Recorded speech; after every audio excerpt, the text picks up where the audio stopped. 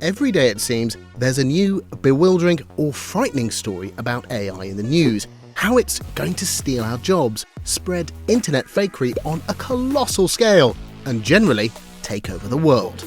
But what exactly is AI, artificial intelligence? And are the scare stories even true? 5 things you really need to know about AI.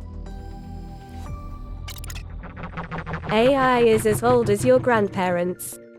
So, the first thing to know is that AI has been around a lot longer than you might think.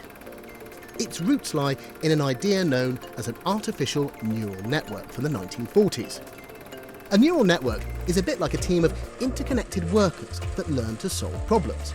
Each time they come up with a possible solution, it's marked. If there's room for improvement, they adjust and change their connections. Over time, the network becomes more efficient.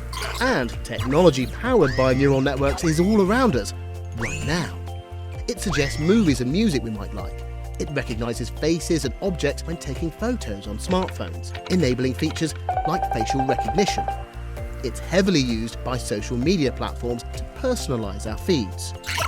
More recently, a form of AI known as generative AI is powering applications that can seemingly create new data.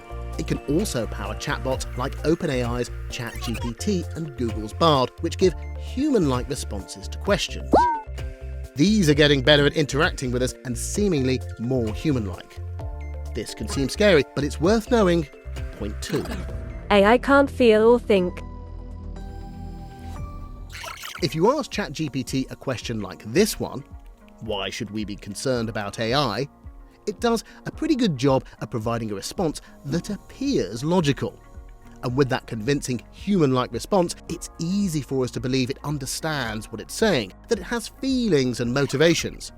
It's understandable that we do this, but it's worth remembering. Right now, AI can't think or feel, can't love or hate.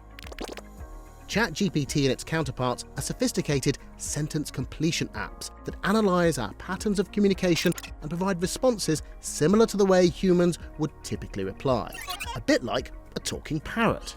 Which leads us to point number 3. AI makes stuff up. Chatbots can have an awkward relationship with the truth, technically known as AI hallucinations. You could also describe it as making stuff up. The core of the technology is a model that uses probability to predict the next word, sentence, or paragraph. It can generate seemingly plausible replies, but lacks the ability to assess truthfulness or the accuracy of its responses. So, anyone thinking of using chatbots to write content needs to be careful they're not incorporating credible-sounding BS that can be easily spotted by someone who's actually done the research. AI can sound racist and sexist. The idea of a racist machine might seem far-fetched. But if AI is trained on data that's racist, biased, or hateful, then its output will be too. As we all know, racism, bias, and hateful content can be found in abundance online. In 2016, Microsoft launched an experimental chatbot called Tay, but quickly pulled the plug after it made racist and offensive remarks. It learnt to do this from interacting with users on social media. Microsoft apologised and promised to implement improved safety features in future. This is why the ethical framework that governs any AI application is incredibly important, and why many are calling for safeguards to prevent bias and hate speech to be built into AI systems. AI has incredible potential. For all the notes of caution, it can be easy to forget there's many potential benefits to AI. It's set to truly revolutionise healthcare. AI has already discovered new drugs and is being used to identify cancer cells much more reliably than humans. And AI chatbots can behave like patient teachers when we struggle to understand a complex topic, summarising huge volumes of information for us.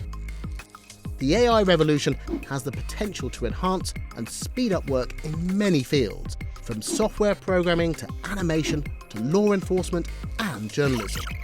This has pluses and minuses, of course, but could this extra capacity free us up to do other things, like tackling climate change or looking after ourselves and each other better?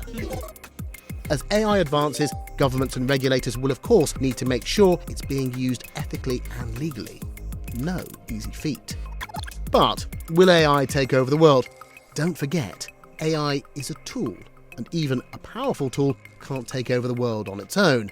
It's up to us to decide how we use it, or even if we should use it at all.